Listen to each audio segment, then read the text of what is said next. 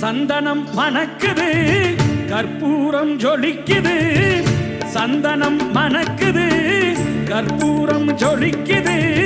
கந்தகிரி கோயில் வந்தால் நன்மையெல்லாம் நடக்குது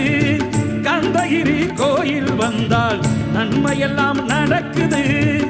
சந்தனம் மணக்குது கற்பூரம் ஜொலிக்குது